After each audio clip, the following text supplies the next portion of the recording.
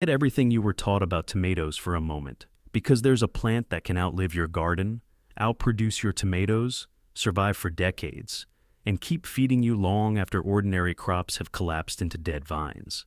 Every year, the same cycle repeats. Garden centers fill with tomato seedlings. People rush to buy cages, fertilizer, compost, support stakes, pest spray. Then comes the endless maintenance, watering every morning, fighting blight, battling hornworms, watching fruit crack in the heat, pruning vines that seem determined to collapse under their own weight. And after all that work, the first frost arrives, the plants blacken overnight, the vines rot into slime, and the entire system resets back to zero. Next spring, you buy everything all over again.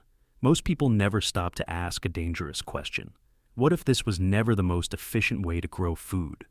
What if there was another crop, one that produced for years instead of months, one that stored naturally without refrigeration, one that didn't need replanting every season? Because hidden in the mountains of South America is a forgotten plant that breaks almost every rule modern gardening depends on. A tree that grows tomatoes like fruit for nearly 20 years. A tree that can produce hundreds upon hundreds of pounds of food from a single planting. A tree that once fed entire families through difficult winters while ordinary gardens sat empty. And somehow, most people today have never even heard its name. Before we uncover why this plant vanished from mainstream gardening, subscribe to the channel and comment below. Would you rather grow a crop that lasts 4 months? Or one that feeds you for decades? Because the story you are about to hear is bigger than gardening. It's about how an entire generation forgot what real food security looked like. Long before supermarkets existed, before refrigerated trucks, before industrial agriculture covered entire states with monoculture fields, the people living high in the Andes Mountains faced a brutal reality. If their crops failed, they starved. In regions of Peru, Bolivia, and Ecuador, farming was survival. The environment was harsh. Cold nights, violent winds, thin rocky soil, unpredictable weather. Most soft annual crops struggled to survive there, but one plant thrived. The tamarillo, also known as the tree tomato. Unlike ordinary tomatoes that crawled across the ground and died after a single season, the tamarillo grew upright like a small fruit tree. Plant it once, and it kept producing. Year after year, some trees survived for nearly 2 decades. To mountain communities, this wasn't just another fruit. It was insurance, a living food reserve standing outside the home. And when Spanish explorers arrived in South America during the 1500s, they found these strange tomato-like fruits growing everywhere. Clusters of glowing red and orange fruit hanging from small trees on mountain terraces. The explorers carried seeds back across Europe. But over time, the plant faded from mainstream agriculture, not because it failed, because the world changed around it. To understand why the tamarillo matters, you need to understand something uncomfortable about modern gardening. Most gardening systems are built around annual dependence. Think about tomatoes. A tomato plant lives for one season, one. After months of watering, fertilizing, pruning, staking, and pest control, it dies. That means every single year you restart the process. New seeds, new seedlings, new fertilizer, new cages, new labor. The cycle never ends. Now compare that to the tamarillo. A mature tamarillo tree can produce 50, sometimes over 100 pounds of fruit every single year, and it can continue producing for up to 20 years. Do the math. One planting, years of harvests. Thousands of pounds of food from a single tree over its lifetime. Not a seasonal snack. A long-term food system. And unlike traditional tomatoes, tamarillos don't stop when summer ends. In mild climates, many continue fruiting deep into colder seasons, when ordinary gardens are already dead. Imagine harvesting fresh fruit while your neighbors are staring at empty raised beds. That's what made this plant so valuable historically. It stretched the food season. And then there's the storage advantage. This is where the tamarillo becomes almost unbelievable to modern gardeners. A regular tomato is fragile. Leave it on the counter too long and it collapses into mush.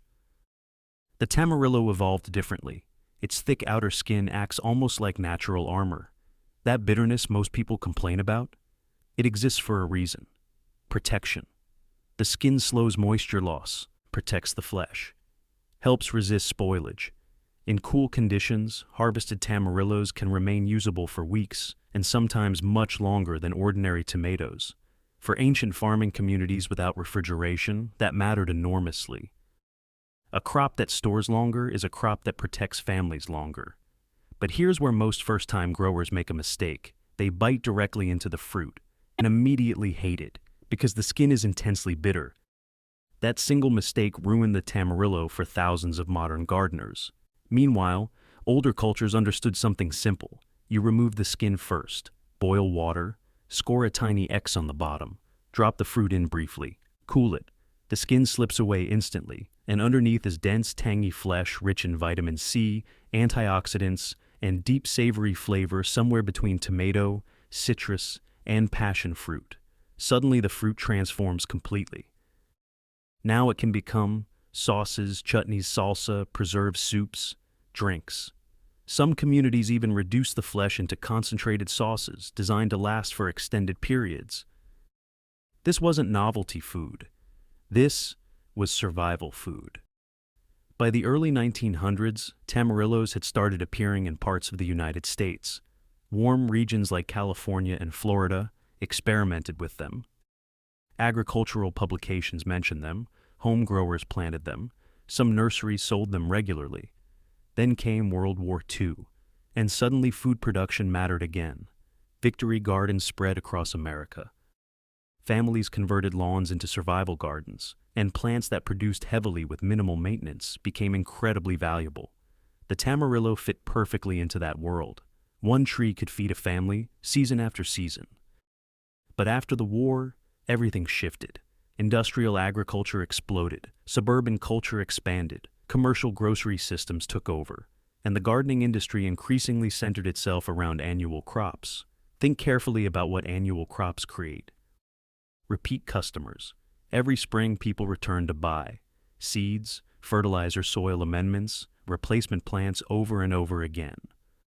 A perennial crop that feeds a household for years from one planting does not generate the same cycle of purchasing, and at the same time, industrial tomato breeding accelerated rapidly. Commercial agriculture wanted tomatoes optimized for shipping uniformity, shelf appearance, large-scale production. The tamarillo didn't fit that system well. It ripened unevenly, handled differently, behaved more like a specialty fruit tree than a factory crop. So, gradually, it disappeared from catalogs, from garden centers, from mainstream gardening culture. Within one generation, millions of people forgot it existed, not because it stopped working, because attention moved elsewhere. Today, most people think food security comes from bigger stores and longer supply chains, but history suggests something different. Real resilience often came from perennial systems, plants that survived season after season, plants that required fewer inputs, plants that continued feeding families even when supply chains failed. The tamarillo represents that older philosophy. Plant once, harvest repeatedly, build food systems instead of restarting them every spring. And once you start noticing perennial crops, you begin realizing how many powerful plants vanished from mainstream conversation over the last century. Not extinct, forgotten. Now, tamarillos are not magic. They still have limits. They dislike hard freezes, strong winds can damage branches, and colder climates require container growing or winter protection. But in USDA zones 9 through 11, they can thrive outdoors year-round. And even in cooler regions, gardeners successfully grow them in large containers that move indoors during winter. Once established, they grow surprisingly fast. Many begin producing fruit within 2 years. That speed shocked early growers. Most fruit trees demand patience. The tamarillo rewards quickly. And perhaps that's why the people who discover them today become almost obsessed with them. Because the plant changes the way you think about gardening. Not as a yearly struggle, but as a long-term investment. Maybe that's the real reason this story matters, not because tamarillos are perfect, but because they force an uncomfortable question. How many other powerful food plants disappeared simply because modern systems stopped valuing permanence? How many crops were replaced not because they failed, but because annual consumption became more profitable? The tamarillo still exists, still grows, still fruits, still feeds families around the world. Most people simply stopped hearing about it, but forgotten knowledge has a way of returning. One gardener plants a seed, one neighbor takes a cutting, one backyard becomes a food forest instead of a seasonal project. And slowly, the old systems begin to reappear. So maybe tomatoes were never the problem. Maybe the real problem was believing food had to disappear every winter in the first place. If you enjoyed this video, subscribe to the channel and comment below. Would you plant a tamarillo tree in your backyard if it could feed your family for the next 20 years?